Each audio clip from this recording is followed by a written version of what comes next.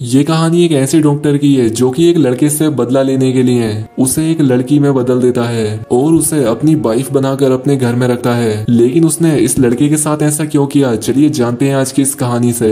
Spain में एक Robert नाम का प्लास्टिक सर्जन था। वो बता रहा था कि पूरी दुनिया में आज तक सिर्फ 9 फेस ट्रांसप्लांट हुए हैं, जिनमें से कि 3 मैंने खुद किए हैं। दरअसल वो बता रहा था कि वो फेस ट्रांसप्लांट करने में एक्सपर्ट है। घर आते वक्त वो हॉस्पिटल से कुछ ब्लड बैग्स चुरा लेता है क्योंकि रॉबर्ट अपने घर पर वेरा नाम की एक लड़की पर इलीगल तरीके से एक्सपेरिमेंट कर रहा था। वो उसे अपने घर के सबसे अलग हिस्से में एक खास जगह पर रखता है। वेरा हमेशा एक फुल बॉडी सूट पहने रहती थी। अब क्योंकि वो यहाँ पर अकेली रहा करती थी, इसलिए वो टाइम पास करने के लिए योगा और रीडिंग्स करती है। साथ ही इसके अलावा वो कपड़ों के टुकड़ों से अजीबो गरीब डॉल्स भी बनाती है और उसे जिस चीज की भी जरूरत होती है वो उसे लिफ्ट के जरिए मिलती है। वो कम्युनिकेटर का यूज करते हुए हेड सर्वेंट मारिलिया से चीजें मांग लेती है। अब जैसे ही रॉबर्ट घर आता है, वो सबसे पहले खून को एक मशीन में डाल देता है और इसके बाद वो रूम में जाकर एक हिडन कैमरा से वेरा को देखने लगता है। जब वो देख लेता है कि सब कुछ नॉर्मल है, इसके बाद वो वेरा से मिलने उसके रूम में जाता है। लेकिन एक रात डॉक्टर हैरान रह जाता है क्योंकि वेरा को हिडन कैमरा की लोकेशन पता चल जाती है। वो कैमरा की तरफ से मुंह मोड़कर किताब के कुछ पन्नों से अपनी बॉडी पर जगह जगह कट मार लेती है। अब जैसे ही डॉक्टर को इसका पता चलता है, वो उसके ट्रीटमेंट के लिए अपने प्राइवेट रूम में ले जाता है। वेरा कहती है कि मैं मरना चाहती हूँ, लेकिन डॉक्टर उसका यकीन नहीं करता क्योंकि अगर वो सच में मरना चाहती तो वो किसी और जगह से अपने आप को काट सकती थी। ट्रीटमेंट करते हुए डॉक्टर को एहसास होता है कि वेरा की स्किन कुछ ज्यादा ही सॉफ्ट है। तब वो जानवरों के ब्लड से एक्सपेरिमेंट करते हुए एक नई स्किन तैयार करने की कोशिश करता है और इसलिए वो कुछ ही दिनों में एक ऐसी स्किन तैयार कर लेता है जिस पर कि ना तो कोई कट लगे, ना ही कोई कीड़ा उसे काट पाए और उस स्किन पर आग का भी कोई असर ना हो। अब रॉबर्ट वेरा की स्किन को इस स्किन के साथ बदलने की तैयारी शुरू कर देता है ताकि वेरा खुद को कोई नुकसान ना पहुंचा सके। कुछ दिनों के बाद रॉबर्ट अपनी बनाई हुई आर्टिफिशियल स्किन को ऑफिशियली सबके सामने पेश करता है और कहता है ये स्किन जानवरों पर टेस्ट की जा चुकी है। वो कहता है इस स्किन को लगाने वाले को ना तो मलेरिया हो सकता है और किसी एक्सीडेंट में भी उसकी स्किन नहीं जल पाएगी। रॉबर्ट अपनी बनाई इस स्किन को अपनी मरी हुई वाइफ गैल को डेडिकेट करता है, जो कि एक कार एक्सीडेंट में जलकर मारी गई थी। ऑर्गेनाइजेशन का प्रेसिडेंट रॉबर्ट को साइड में ले जाकर कहता है कि तुमने ये स्किन कैसे बना ली, ये तो सिर्फ म्यूटेशन से बन सकती है। रॉबर्ट कहता है कि हाँ, मैंने पिक्सास के जीन्स को ह्यूमन के जीन्स के साथ म्यूटेट किया है। प्रेसिडेंट कहता है कि ये तो तुमने गैर कानूनी काम किया है और मैं इससे बिल्कुल भी सपोर्ट नहीं करूंगा। तुम जल्द से जल्द इस रिसर्च को बंद करो। अब इसके बाद रॉबर्ट अपने एक पुराने दोस्त से मिलता है जो कि उसे फेस सर्जरी वाले पुराने काम को फिर से स्टार्ट करने के लिए कहता है। रॉबर्ट घर आने के बाद वेरा के पास जाता है और वो उससे कहता है कि तुम पूरी तरह से परफेक्ट हो चुकी हो, तुम्हें अब किसी और बदलाव की कोई जरूरत नहीं है। वेरा को लगता है कि शायद अब वो आजाद है कुछ भी करने के लिए, इसलिए वो रॉबर्ट के पास आने की कोशिश करने लगती है, लेकिन रॉबर्ट उस पर ध्यान न देकर चला जाता है। अगले दिन मैरिलिया रॉबर्ट से कहती है कि उसने ये हरकत इसलिए की क्योंकि तुमने उसे वो चेहरा दिया है। मैरिलिया ये भी कहती है कि तुम्हें वेरा को मार देना चाहिए, वो तुम्हारे लिए खतरनाक साबित हो सकती है। लेकिन रॉबर्ट उसकी बात काटते हुए कहता है कि तुम सारे सर्वेंट्स को हटा दो, हमें इतने सारे सर्वेंट्स की जरूरत नहीं है। रॉबर्ट के जाने के बाद सभी सर्वेंट घर छोड़कर चले जाते हैं। तभी शेर के कपड़े पहने हुए एक लड़का डोरबेल बजाता है, जो कि मैरिलिया का ही बेटा जैका है, जो कि कुछ साल पहले उसे छोड़कर चला गया था। यहाँ पर जैका अपनी पैंट उतारकर अपना वर्थ मार्क दिखाता है ताकि मैरिलिया को यकीन हो जाए कि ये उसी का बेटा है। अब मैरिलिया बाहर तो आ जाती है, लेकिन वो जैका को घर के अंदर आने से मना कर देती है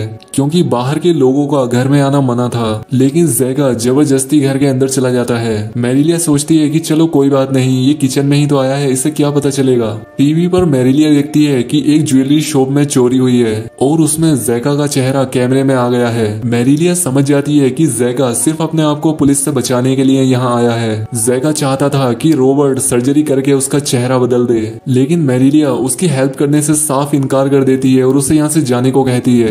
जैका अपनी माँ को इग्नोर मारता है और किचन में इधर उधर शराब ढूंढने लगता है। तभी उसे सिक्योरिटी कैमरा में वेरा नजर आती है। उसे वेरा का चेहरा जाना पहचाना सा लगता है। जैका समझ नहीं पाता कि ये कैसे हो सकता है और तभी मैरिलिया अपनी एक पर्सनल गन निकालकर उसे वहाँ से जाने को कहती है, लेकिन जैका पर ये चाल काम नहीं करती। वो अपनी माँ को ही डराकर उसे एक चेयर से बांध देता है। अब इसके बाद वेरा की तलाश में जैका सीढ़ियों से ऊपर जाता है, लेकिन उसे वहाँ पर बंद दरवाजा मिलता है। वो वापस अपनी माँ के पास आकर उससे धमकाता है वो उससे पूछता है कि दरवाजे की चाबी कहाँ है। चाबी का पता लगने के बाद जैका दरवाजा खोलता है। वेरा लात मारकर उसे गिरा देती है। इन दोनों के बीच झड़प हो जाती है, लेकिन जैका उससे ज्यादा ताकतवर था, इसलिए वो वेरा को अपने कब्जे में कर लेता है और उससे पूछता है कि तुम जिंदा कैसे हो, तुम तो मर गई थी। वेरा कुछ नहीं समझ पाती। जैका उसे उठाकर बेडरूम में ले जाता है और उसके साथ जबरदस्ती फिजिकल होता है। वहीं मैरिलिया बेबस होकर अपने बेटे की हैवानियत को नीचे सिक्योरिटी कैमरा से देख रही थी। तभी रॉबर्ट भी घर आ जाता है। जैसे ही रॉबर्ट की नजर सिक्योरिटी कैमरा पर पड़ती है, वो अपनी गन निकालकर जैका को शूट कर देता है। मैरिलिया तो चाहती थी कि वो वेरा को भी मार दे।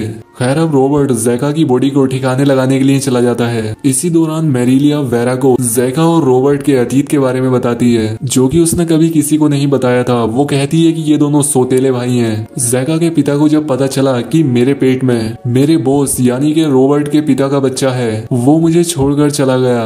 रॉबर्ट के पिता ने रॉबर्ट को अपनी वाइफ को सौंप दिया क्योंकि वो बच्चा पैदा नहीं कर सकती थी, लेकिन उन्होंने सभी को बताया कि रॉबर्ट को जन्म उन्हीं की वाइफ ने दिया है। हालांकि कानूनी तौर पर रॉबर्ट उन्हीं का बच्चा था, लेकिन उसके जन्म से लेके उसका पालन पोषण मैंने ही किया है। वो कहीं ना कहीं अपने आप को ही जिम्मेदार ठहराती है कि उसके दोनों बच्चे क्रिमिनल्स बने। वेरा पूछती है कि जैगा ऐसा क्यों कह रहा था कि मैं मर चुकी थी, जिस पर वो बताती है कि तुम्हारा चेहरा रॉबर्ट की डेड वाइफ गैल की जैसा है। वो बताती है कि जैगा मुझसे हमेशा दूर ही रहता था, लेकिन कुछ साल पहले वो हेल्प मांगने के लिए मेरे पास आया था। मैंने उसे सबसे छिपाने की कोशिश की, लेकिन फिर भी गैल जैगा के प्यार में पड़ गई थी और दोनों घर से भाग गए थे। लेकिन उनका एक कार एक्सीडेंट हो गया जिसमें जैगा तो बच निकला, लेकिन गैल बुरी तरह से झुलस गई। रॉबर्ट उसे घर वापस ले आया और उसने घर के सभी शीशे हटा दिए ताकि गैल को उसका जला हुआ चेहरा नजर ना आए। और ये वही टाइम था जब रॉबर्ट फेस ट्रांसप्लांट करने की रिसर्च कर रहा था, लेकिन तब तक वो सक्सेसफुल नहीं हुआ था। एक दिन जब गैल को उसकी बेटी नोर्मा के गाने की आवाज आई, वो भागती हुई विंडो के पास पहुंची, जहां उसकी नजर खुद के चेहरे पर पड़ी जो कि बुरी तरह से जला हुआ था। वो अपनी ऐसी हालत सहन न कर सकी और विंडो से कूदकर उसने अपनी जान दे दी। अपनी माँ की डेड बॉडी अपनी आंखों के सामने देखकर नोरा को गहरा सदमा लगा, जिसकी वजह से उसे कई साल मेंटल हॉस्पिटल में गुजारने पड़े। ये बात कर ही रहे होते हैं कि तभी रॉबर्ट आ जाता है और वो वेरा को अपने रूम में ले जाता है। खैर अब इसके बाद ये दोनों सो जाते हैं। रॉबर्ट को सपने में 6 साल पहले की यादें आती हैं। वो गैल की मौत के बाद पहली बार अपनी बेटी के साथ किसी पार्टी में आया था। पार्टी जोरदार तरीके से चल रही थी। रॉबर्ट नोटिस करता है कि नोर्मा कहीं नजर नहीं आ रही। वो उसे ढूंढता हुआ गार्डन में जाता है। वो देखता है कि कोई अपनी बाइक पर बैठकर वहां से बहुत तेजी से भाग रहा था। रॉबर्ट को नोर्मा का एक सैंडल पड़ा हुआ मिलता है, लेकिन जब वो आगे बढ़ता है तब उसे नोर्मा जमीन पर बेहोश पड़ी हुई मिलती है। उसकी ये हालत देखकर रॉबर्ट समझ जाता है कि उस बाइक वाले ने ही नोर्मा का ये हाल किया है।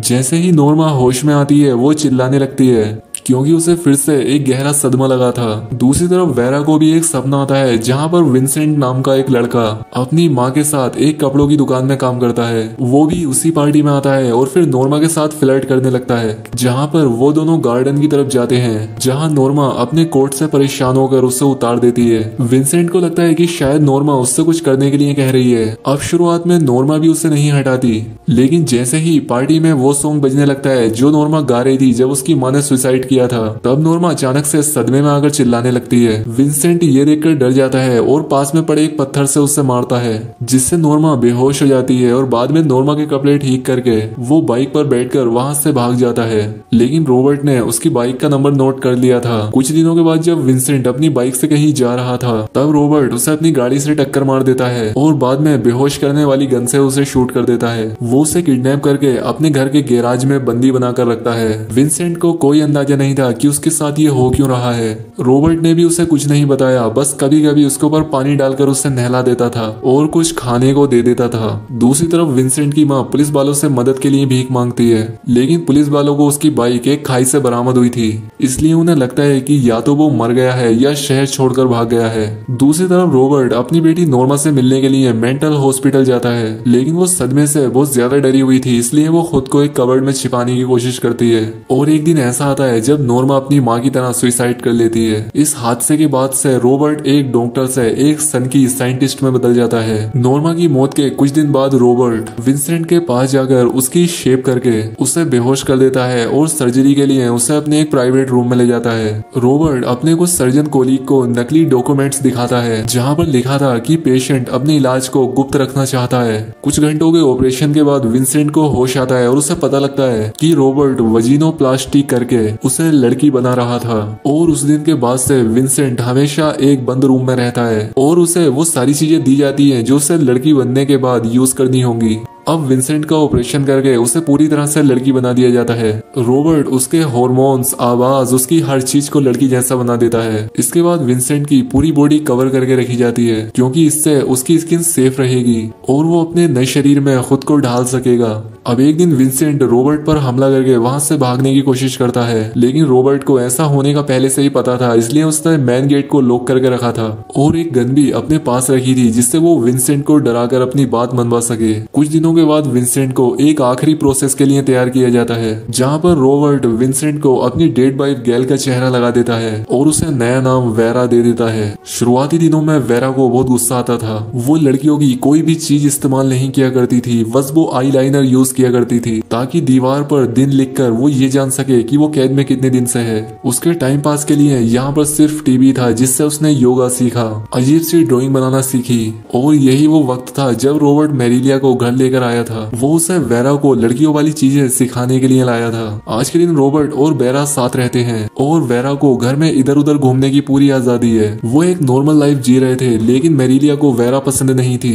क्योंकि उसे लगता था कि वेरा पर भरोसा नहीं कर सकते। लेकिन रॉबर्ट वेरा से प्यार करने लगा था। उसे बहुत अच्छा लगता जब वेरा उससे कहती मैं तुम्हें छोड़कर कहीं नहीं जाऊंगी।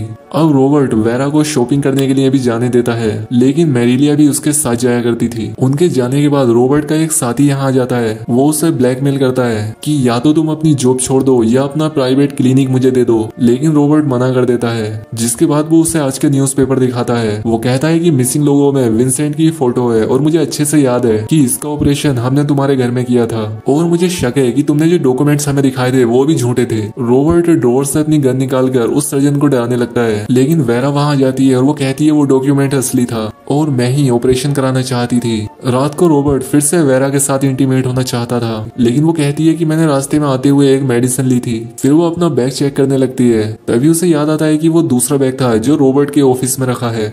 वो दवाई लेने के बहाने से रॉबर्ट की गन ले आती है और कहती है मैं तुमसे प्यार का सिर्फ नाटक कर रही थी, और ये कहकर वो रॉबर्ट को शूट कर देती है। गोली की आवाज सुनकर मेरिलिया जाग जाती है और अपनी गन लेकर रॉबर्ट के रूम में आती है जहाँ पर वेरा पहले से उसका इंतजार कर रही थी और मौका देखकर उसे भी शूट कर देती है। अब वेरा कुछ पैसे और कपड़े चुराकर वहां से चली जाती है। अगली सुबह वो अपनी माँ की शॉप में पहुंचती है और उसे अपने साथ हुई सारी बातें बता देती है। और अब इसी सीन के साथ ये मूवी यहाँ पर एंड हो जाती है।